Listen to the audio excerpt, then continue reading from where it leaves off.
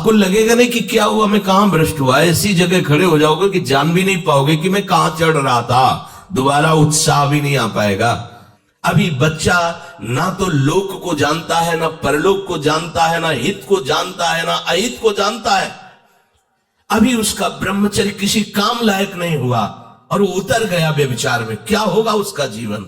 अगर आप वाणी में संयम में रहते हैं ना, वो और भजन करते हैं और सत्य बोलते हैं, तो आप जो बोलेंगे वही होगा। श्रवणेंद्री से गंदी बातें सुने, वाणी से गंदी बातें बोले, रसेंद्री से गंदा भोजन करें और सोचे ब्रह्मचर्य रह जाएंगे, तो बिल्कुल नहीं, कदापि नहीं। ब्रह्मचर्य कोई खिलवाड़ नहीं है। अब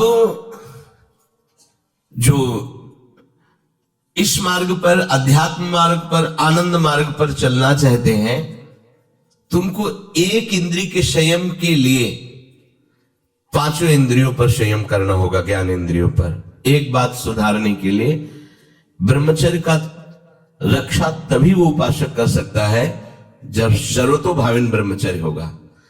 एक जनेन्द्रीय की ब्रह्मचर्य की पुष्टता का जब आप लक्ष्य कर लोगे, तो उसकी पुष्टता के लिए आपको सर्वतोभावेन ब्रह्मचर्य धारण करना पड़ेगा।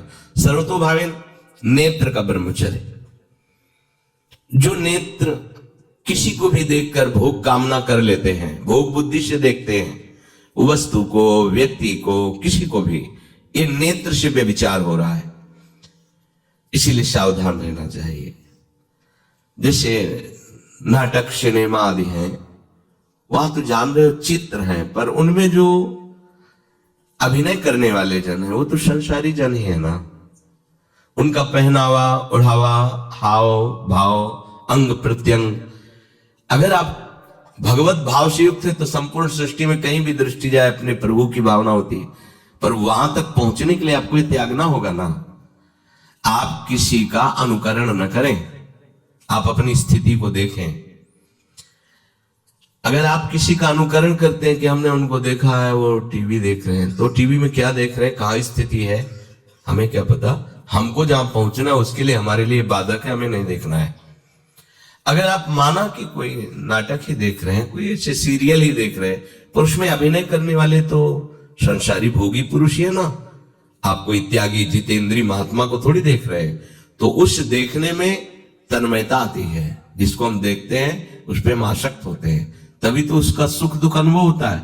देखो कोई ऐसी रोने वाली सीन आए तो रोना आ जाएगा, हंसने वाली आ जाए तो हंसना आ जाएगा, ऐसे तो उसका प्रभाव हम पर पड़ रहा है ना। तो हम किसी के अभिनय करने वाले के अंग प्रत्यंग को देख रहे हैं और वो कामुक होकर कोई काम चेष्टा कर रहा है या कोई ऐसा, वो सारा का सारा मन कवर कर रहा है आपका। और एकांत होते ही फिर जो मन अपना मनमानी करवाएगा, आप नहीं सह पाएंगे। इसलिए नेत्र का ब्रह्मचर्य सबसे पहले शुरू कीजिए। आपको वो चीज नहीं देखनी, वो बात नहीं पढ़नी, वो दृश्य नहीं। श्रीमद् भागवत में वर्णन है, कोई पशु पक्षी भी मैथुन कर रहा हो, अचानक दृष्टि गई तो मानसिक प्रणाम करके दोबारा दृष्टि नहीं जानी चाहिए। इसीलिए लिखा है कि आप एक धनुष भूमि को देखकर, एक धनुष, इसमें किसी की हानि नहीं होगी, आपकी भी हानि नहीं होगी। आप एक धनुष भूमि देख करके ही चलिए। मतलब बहुत लंबी दूरी देखने की जरूरत नहीं है, बहुत दृष्टि उठा करके इधर उधर गर्दन हिलाने की जरूरत नहीं है। और जैसे कि कोई टक्कर मार सकता है, तो देखो जिनको प्रारब्धानुसार टक्कर लगनी होती है ना, वो चाहे जितनी सावधानी से चलो, वो प्रारब्ध आकर के दंड देता है। अन्यथा सीम की चाप सके को तासु बड़ रखवार रमापति जासु। आप जा रहे हो भगवत चिंतन करते हुए, तो प्रभु का नाम आपका पहरेदार अंग रक्षक है, कोई बाल भी बांका नहीं कर सकता। आपका प्रारब्ध यदि आया है, प्रभु से पास हो गया है कि आपको ये दंड मिलना चाहिए, फिर मिलेगा। आप निश्चिंत रहिए, निर्भय रहिए। प्रभु का जो विधान है वो मंगल करने वाला है। देखो इतने बड़े महापुरुष पूज्य श्री राधा बाबा, श्री आद्याशक्ति भगवती की प्रसन्नता की आराधना कर रहे हैं, क्योंकि श्री कृष्ण हमारे पति हों, इस सिद्धांत की पुष्टता के लिए। और पैर फिसल जाता है, स्नान करने जाते हैं, खड़ाऊ पहने हुए थे और अंग टूट जाता है, दवा नहीं लेते, बांस की खेपचाल बांधकर पुनः अनुष्ठान में बैठते हैं। बलिहारी ऐसी सामर्थ्य की, ये भागवतिक सा प्रारब्ध ऐसे महापुरुषों को भी दंड दे देता है।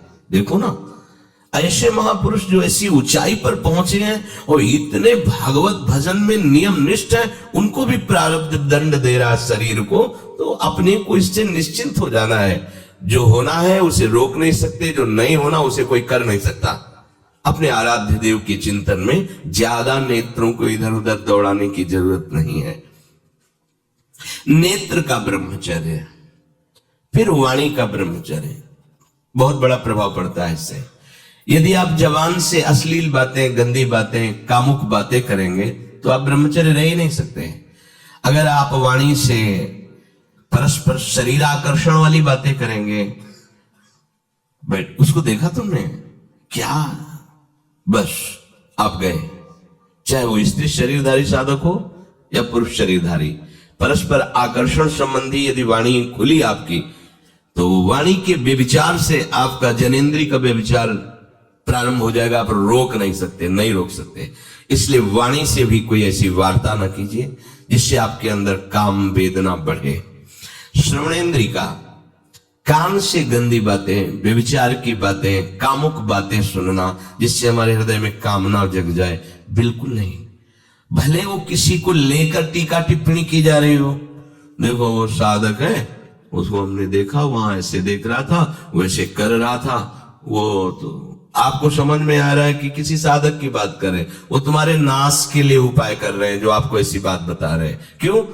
क्योंकि आप भी तो साधक हैं। श्रवणेंद्री का व्यभिचार हो रहा है। आराध्य देव के सिवा और कोई बात कान से सुनना उसे व्यभिचार कहते हैं। इसलिए महाप्रभु कहते श्रवण फूटो जो अन्न सुनो। ऐसा हमारा अगर कान कुछ और सुने तो फूट जाए, नेत्र कुछ और देखे तो ये नेत्र नष्ट हो जाए, वाणी कुछ और बोले तो मुख हो जाए। हमारी श्रवणेंद्री का व्यभिचार नहीं होना चाहिए।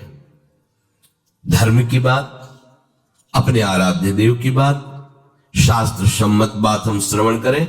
अन्यथा अगर कोई ऐसा मित्र है या हमारा साथ में रहने वाला है, कोई किसी भी साधक की को लेकर बात कर रहा है, तो भी हमें कान में उंगली डाले नहीं।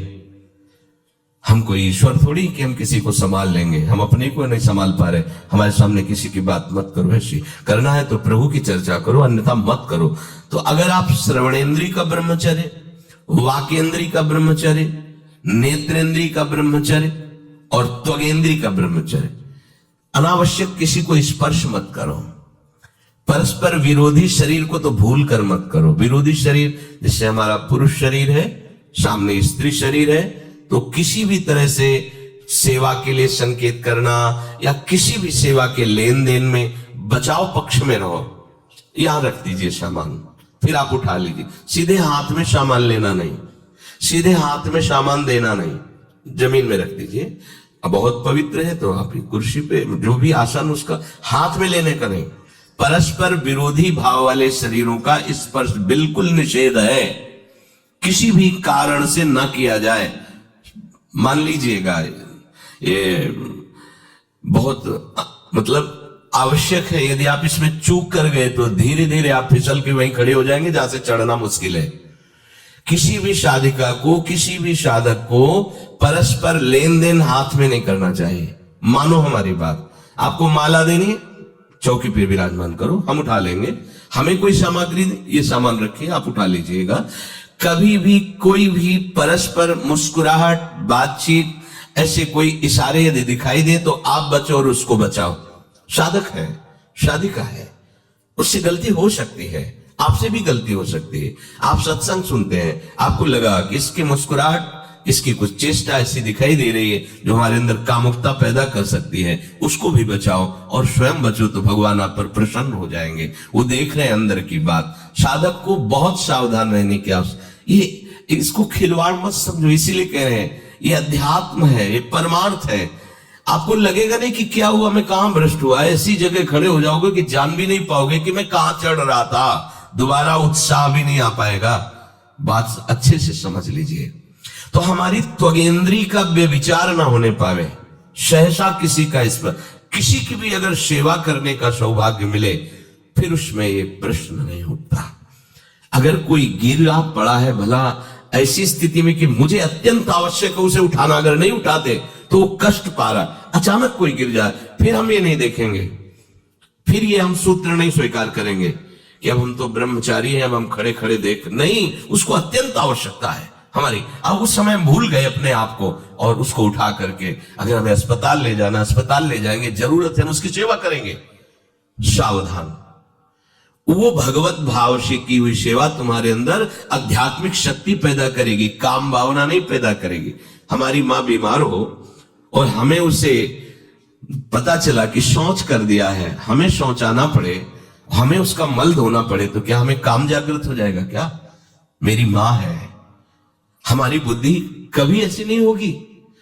आपका पिता है, आप लड़की हो, कोई दूसरा रह नहीं गया और वो बीमार है, आपको ऐसी क्या काम जागृत हो जाएगा? क्या अगर ऐसी सेवा में काम जागृत होता तो कोई नर्स ही अस्पताल में नहीं होती। हर सेवा उसको करनी होती है, नर्स को, चाहे वो स्त्री शरीर हो चाहे पुरुष शरीर हो, परस्पर विरोधी शरीरों की सेवा, पर कहीं काम थोड़ी जागृत होता, क्योंकि उसको अपने सेवा धर्म से मतलब है। तो इस सेवा के समय इस सूत्र को न देखा जाए, पर ध्यान रखें, अत्यंत आवश्यक जहां आपके सिवा नहीं हो सकता, वहां अगर हमें ऐसा अवसर मिलता है कि सेवा उसे हो सकती है तो हम पहले उसे प्रेरित करेंगे। और अगर ऐसा है कि अब कोई नहीं है, फिर हमारा परम धर्म जागृत हो जाता है परहित का। अगर हमारा कोई निंदा भी करे, कोई शरीर की भी हानि हो जाए, अब हम परवाह नहीं करते। परहित सरिस धर्म नहीं भाई, इससे बड़ा कोई धर्म नहीं है। पर ध्यान रखें, भगवान को साक्षी करके ये उस समय की बात है जहां बिल्कुल कोई अब गुंजाइश नहीं रह गई है। त्वगेंद्री को ऐसे सहसा किसी आप पुरुष शरीरधारी पुरुष को भी सहसा, इससे आप में शक्ति जागृत होगी। यदि आप वाणी को मौन रखते हैं और भगवान नाम जप करते हैं और सत्य बोलते हैं, तो आप जब कभी जो कुछ भी बोलेंगे वैसा ही सत्य होगा। गांधारी जी ने कोई तप नहीं किया था, जब सुना कि मेरा ब्याह धृतराष्ट्र से हो रहा है जो बाह्य नेत्र रहित है, उसी समय पट्टी बांध दी कि जब मेरा पति संसार को नहीं देख सकता तो मैं भी संसार को नहीं देखूं, जब मेरा पति मेरे रूप को नहीं देख सकता तो मैं भी किसी के रूप को नहीं देख, पट्टी बांध दी थी। जब महाभारत का युद्ध चल रहा था, बड़े बड़े वीरों को मार गिराया जा रहा था, गांधारी ने दुर्योधन से कहा, सुन, मुझे पता है कि भीम की गदा को तो झेल नहीं पाएगा, क्योंकि सबसे बड़ी बात भगवान का वरद हस्त उनके ऊपर है। दूसरी बात, वो पवन पुत्र है, वो जब अपने आवेश में आ जाएगा तो तेरी सामर्थ्य नहीं कि उसकी गदा के प्रहार को तू सह सके, पर मैं तुझे शक्ति प्रदान करूंगी। मैं एक पतिव्रता हूं, आज तक कभी पति का वरण करने के बाद कुछ देखा नहीं है। मैं अपने नेत्रों की पट्टी खोलूंगी, तो नग्न होकर मेरे सामने आ जाना। मेरी दृष्टि पड़ते ही वज्र का शरीर तेरा हो जाएगा, किसी के सामर्थ्य नहीं कि तेरे उस अंगों को तोड़ सके। भगवान सब कुछ जानने वाले हैं। भगवान भक्त पक्षपाती होते, भगवान का स्वभाव भक्त का पक्षपात लेना होता है। वो अपने महल से कॉरिडोर से जा रहा था गांधारी जी के पास, भगवान आ गए झट से, तो तुरंत उसने हाथ ऐसे लगा लिया, मुझे शर्म आनी चाहिए यार। तो हस्तिनापुर के सम्राट पद पर अभिषिक्त होने के लिए तैयारी कर रहा है, नंगे घूम रहा है गली में। उसने कहा, गली में नहीं, माँ के सामने जा रहा है। अरे कोई बच्चा है, ऐसे जाया जाता है माँ के सामने? उसने कहा, माँ ने कहा है कि हम पट्टी खोलकर तुम्हें देख लेंगे तो तुम्हारा शरीर वज्र का, चलो माना, माँ की आज्ञा का पालन करो, तो थोड़ा इन अंगों को तो ढक लो, तुम तो बड़े हो, कोई बच्चे थोड़ी माँ के सामने ऐसे चले जाओगे, ढकना चाहिए तुम्हें। वापस कर दिया। वो यहां ऐसे पत्तों से ढका, वस्त्र नहीं पहना, माँ की आज्ञा, ऐसे पत्ते से ऐसे कमर से ऐसे ढक लिया, पीछे आगे ऐसे। गांधारी जी ने पट्टी खोली और जे ही देखा पूरा शरीर वज्र का हो। तो ये क्या किया तूने, कमर में क्यों बांध लिया? मुझे शर्म लगती थी, कैसे आप? बोले, यहीं से मारा जाएगा, भीम की गदा का प्रहार तेरी इसी जंघा और कमर को तोड़ देगा, तेरी मृत्यु। मान गई प्रभु के विधान के आगे किसी का बल काम नहीं करता। गांधारी ये केवल आंख में पट्टी बांधने की सामर्थ्य थी कि मेरा पति यदि अंधा है तो मैं भी किसी रूप को नहीं देखूंगी। अगर आप वाणी में संयम में रहते हैं ना, और भजन करते हैं और सत्य बोलते हैं, तो आप जो बोलेंगे वही होगा। पर ऐसा कुछ अनर्थ वो बोलता ही नहीं, क्योंकि ऐसा संयमी जान जाता है कि इन सब का फल भगवत प्राप्ति है, किसी को कष्ट देना नहीं है। एक एक इंद्री का जब आप ब्रह्मचर्य संयम करोगे तब आपका वीर संयम होगा। ध्यान रखना, आप नेत्रेंद्री से गंदे चित्र देखें, श्रवणेंद्री से गंदी बातें सुने, वाणी से गंदी बातें बोले, रसेंद्री से गंदा भोजन करें और सोचे ब्रह्मचर्य रह जाएंगे, तो बिल्कुल नहीं, कदापि नहीं। ब्रह्मचर्य कोई खिलवाड़ नहीं है। जो ये तो हुआ इंद्रियों का, फिर आता है अंतःकरण का ब्रह्मचर्य। हमारा मन काम की तरफ तभी जाता है जब उसको निज सुख नहीं मिलता। ध्यान रखना, सृष्टि में जितने भी दुर्गुण दुराचार होते हैं उनमें दो प्रधान होते हैं, एक काम भोग और एक धन, और सब छोटी मोटी बातें हैं। प्रायः जितने भी हिंसा होगी, जितनी भी भयानक घटनाएं होंगी, भयानक युद्ध होगा, उन दो में अंतर्गत ही होगा, दो के अंतर्गत ही होगा। या उसका कहीं ना कहीं काम से संबंध, स्त्री संबंध से या धन संबंध से है। चाहे जो भी घटना हो उसको देख लेना, प्रधानता दो में ही होगा, कंचन और कामिनी। कीर्ति में कीर्तिमान तो कोई कोई बिरले ही होते हैं, तो वो तो बहुत आगे की बातें हैं। पर प्रायः जितने भी युद्ध हैं, जितनी भी हिंसा है, जितना भी भयानक कुकृत्य है, इन दो में ही होता है। उपासक को ये बात समझनी चाहिए, मन को समझाना चाहिए, सच्ची मानी। मतलब वाणी में शब्द नहीं होता इन बातों को बताने का, यदि कहीं मन को समझाना चाहिए। देखो, अपने लोग उपासक हैं, हम जहां जहां आसक्त हो रहे हैं उसमें हमारे मन का केवल भ्रम है। शरीर के द्वारों में कहीं सुख है, घृणित द्वारों में कहीं सुख है। अगर सुख होता तो इनके भोगने के बाद हृदय कह देता कि अब कछुनाथ न चाहिए मोरे, शांत हो जाता। फिर ऐसा क्यों होता है कि उसको एक जगह तृप्ति नहीं होती, क्योंकि वहां सुख है नहीं। फिर सोचता है शायद उसमें हो, उसमें हो, उसमें हो। पूरे के पूरे युग के युग व्यतीत हो गए, कल्प के कल्प व्यतीत हो गए भोगते हुए, क्या सुख मिला? क्या स्त्री शरीर सोचता है पुरुष शरीर में सुख है, पुरुष शरीर सोचता है स्त्री शरीर में सुख है, या आदि आदि। अगर सुख होता तो पूरे ब्रह्मांड में पशु पक्षी कीड़ा मकोड़ा सब मैथुन धर्म से युक्त है, ये सब सुखी हो जाते हैं ना। जो जितना भोगा सकते उतना ही दुखी है। देख लो, अशांत, क्लिष्ट, परेशान और पापाचरण युक्त, ये क्या है? मन को समझाइए। वैरागी भगवत मार्ग का पथिक मन के द्वारा ऑपरेशन करता है हर वस्तु का। ये सब इसको ऐसा ना समझे कि बड़ी गुप्त बातें हैं। गुप्त बातें हैं प्रिया प्रीतम के दिव्य चिदानंदमय रहस्य की, ये गुप्त बातें नहीं, इनको समझो खोल करके। यदि आप किसी भी तरह से हस्तमैथुन आदि के द्वारा, गंदे दृश्य देख करके, गंदी क्रियाओं के द्वारा आप अपना नाश करते रहेंगे, तो ना आप इस लोक में सुखी रहेंगे ना परलोक में। मान लीजिएगा, ये बातें ना तो कही जाती है, ना सुनी जाती है, ना समझी जाती हैं। इसीलिए हमारा बहुत ही आगे की पीढ़ी जो सनातन धर्मावलंबी, जो भागवत, हर देश से महान भारत देश को क्यों कहा गया? ऐसा भी है कि अन्य देश स्वीकार किया जाता है कि हमसे धनी है, स्वीकार किया जाता है कि वैज्ञानिक तत्वों में भी हमसे आगे हैं, पर भारत को महान धर्मशाली देश कहा गया है। कोई भी किसी भी देश का धर्म गुरु हो, हमारे देश में आएगा और हमारी ऋषियों के सूत्रों से ही अपने धर्म को पुष्ट करेगा। सांप का मूल जड़ भारत धर्म का है। कहीं भी हो, कहीं भी देख लो, चाहे जिस देश का नाम लो, कहीं ना कहीं किसी भारत के ब्रह्म ऋषि की छाप लेकर के डोल रहा है। भारत भोग प्रधान देश नहीं है, भारत धर्म प्रधान देश है।